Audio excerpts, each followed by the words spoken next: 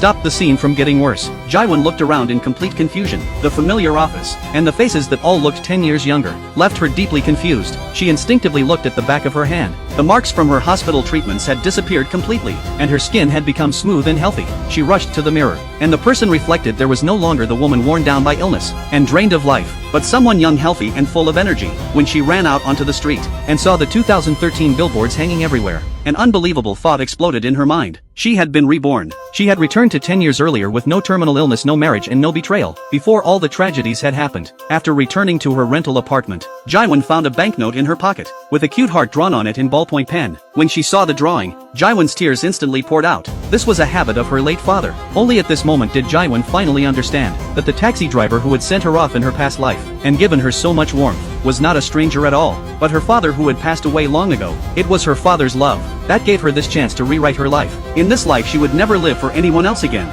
She would personally return the pain they had once put on her. But just then, the front door was suddenly opened from outside. The person who came in was Minwon, the man who betrayed her with her best friend. At this time Jaiwon and Minwon were still dating. Minwon even thoughtfully brought her a coat. Then the two went to a street food stall. Right after that Minwon started questioning her. "We have not even been together lately, so how could you be pregnant?" Only then did Jaiwon remember that at this time in her past life, because of long-term work stress, she had developed serious gastritis, which caused loss of appetite and frequent nausea. So Minwon mistakenly thought she was pregnant. And back then Minwon's first reaction was not concern, but calculation. While pretending to say how much he loved her, he hinted that his career was just starting to rise, and tried to convince Jaiwon to pay for a hospital visit herself. 나 임신 아니래.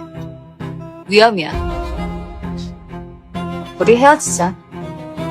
The word breakup was like a spark that completely set off Minwon's pathetic pride. In his eyes Jaiwon was his possession, a housekeeper he could order around, and a free ATM. How dare she be the one to break up with him?